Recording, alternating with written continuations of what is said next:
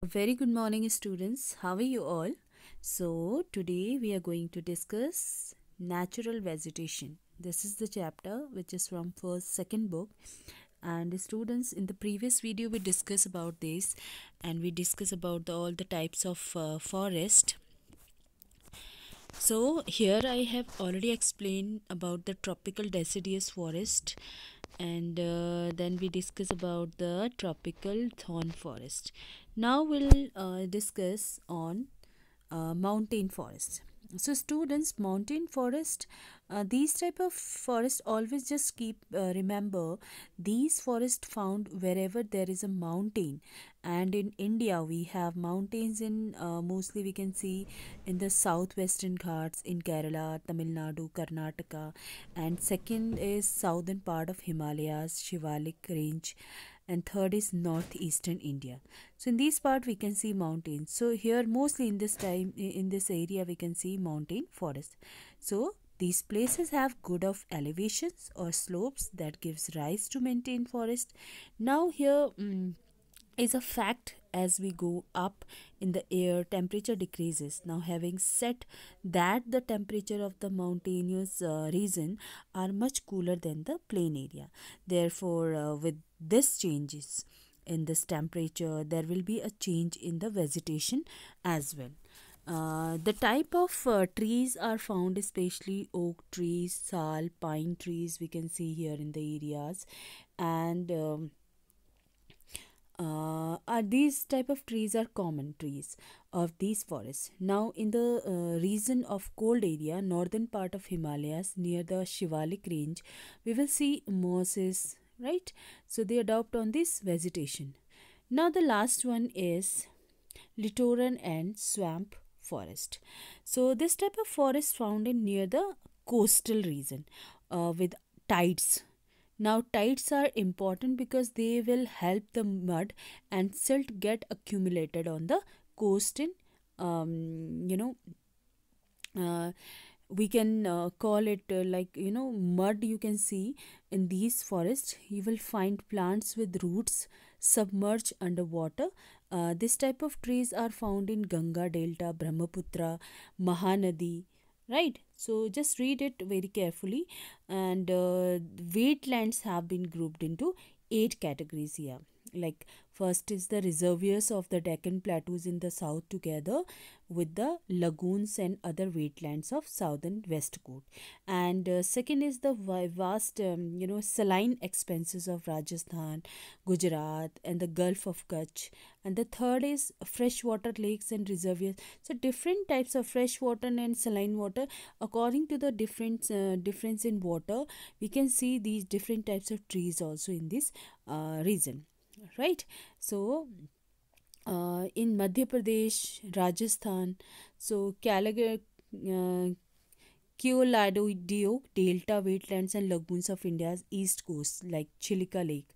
And fifth one is the freshwater marshes of the Gangetic Plain. And the sixth one is the flood plains of the Brahmaputra, marshes and swamp in the hills of northwest India and the Himalayan foothills. And seventh is the lakes and rivers of mountain region of Kashmir, Ladakh. Eighth one is the mangrove forest and other wetlands of island acres in the Andaman and Nicobar. So in islands also we can see different types of trees. Mangrove grows along the coast in the salt marshes, which I already told you. It's called tidal creeks, mud flats, and estuaries also, right? So they consist of number of salt tolerant species of plants crisscrossed by creeks of stagnant water and tidal flows. So these forests give shelter to a wide variety of birds. So you can see on the picture, this is called mangrove forest. So you can see roots, half of the portion of roots, and then stems also in the leaves you can see in this type of forest, right? So delta are the reason you will find lot of mud and silt there. accumulated over the time with the help of tides. So here we have covered all the major types of vegetation in India. Okay, some of the places are mentioned here, like there are highly developed in the Andaman and Nicobar Island and Sundarbans of West Bengal. Other areas of significant are Mahanadi, Godavari, Krishna Delta, which I already told you, students. Now, next is the forest cover in India. So, according to the state records, the forest area covered 23.28% of the total land area of the country. So, mostly you can see, if you can see in the on the map. So here you can see, students, according to this, you can easily you can understand, like littoral and swamp forest you can see near the in the delta area only, which as mentioned by the black color. And then mountain forest especially you can see in the area wherever the mountains are situated, you can see located mountain. And then tropical thorn forest is especially you can see in the Rajasthan and Gujarat area. And then here you can see, next is tropical deciduous forest, which I already told you, the tropical deciduous forest, the most of the parts are covered by the tropical deciduous forest. And the tropical evergreen, semi evergreen forests are these type of forest, especially you can see in the area wherever the rainfall is too high. Okay, the places which are receives high rainfall. So here, as per this map, we can understand the forest cover in India, right?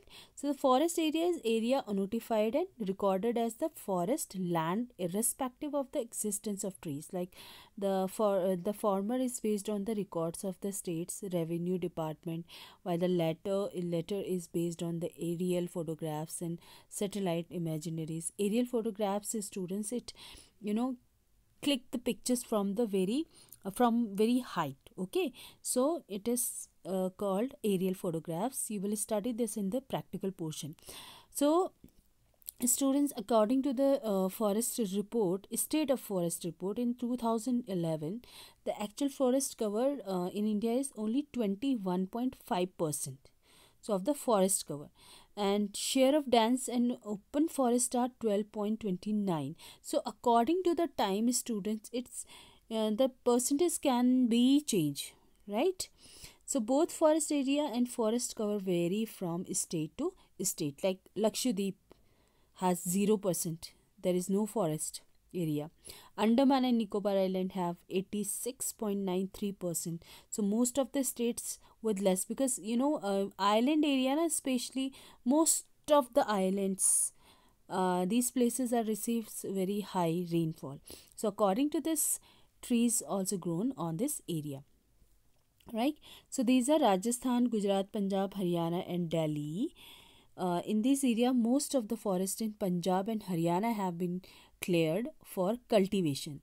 Okay, so deforestation also you can see changes can be occur, right? So here are some data's ratios, percentage as mentioned here. The region of high concentration, less than 40, the region of medium concentration 20 to 40, and then region of low concentration 10 to 20, and the region of very low concentration is less than 10.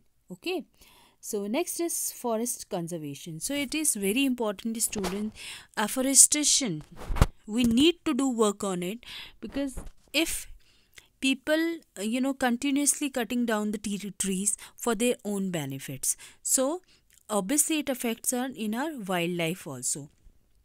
So it have an intricate interrelationship with life and environment, right? And conservation of forest is a vital importance of to the survival and prosperity of humankind. Very important, students, because we need to conserve forest, and if we conserve forest, automatically we conserve wildlife also. Okay, so according to the new forest policy, the government will emphasize sustainable forest management in order to conserve and expand forest reserve on the one hand, and to meet the needs of local people on other. Right. So forest policy aimed mainly, there are some objectives. First is bringing 33% of the geographical areas under forest cover, and the second objective, maintaining environmental stability and to restore forest where ecological balance was disturbed. Third is conserving the natural heritage of the country, its biological diversity and genetic pool. And then fourth is check soil erosion, extensions of the desert lands and reduction of floods and droughts, increasing the forest cover through social forestry. So there are so many objective students which we really need to work on it, and government also doing making some policies also to conserve forest, right? Next is students social forestry. So here social forestry means the management and protection of forest and afforestation of barren lands. Afforestation on barren lands means when people need to grow some plants in the region especially which are completely barren.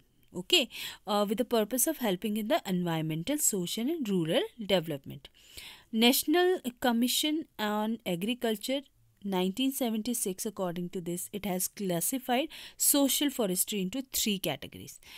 These are urban forestry, rural forestry and farm forestry. Just keep it, you have to keep it in your mind. There are these are the urban forestry, rural forestry and farm forestry. They all types of, these are the categories, different categories, those who are continuously working on the social forestry to conserve the forest. Urban forestry pertains to the rising and management, so they have different categories, have their different works. So how they work on it, on this policy, just they have the responsibility on it. Next is farm forestry. So what is farm forestry? It is a term, okay, applied to the process under which farmers grow trees for commercial and non-commercial purpose on their farmlands. Okay, and this departments of various state distribute seedlings, trees free of cost small and medium farmers. Several lands such as the margins of agriculture fields, grasslands, pastures, land around homes, cow sheds may be used for raising trees under non-commercial farm. So this is a kind of farm forestry, student. Next is wildlife, student. So wildlife I'll discuss in the next video, and on that day in tomorrow I will explain this remaining topics. So thank you so much, students.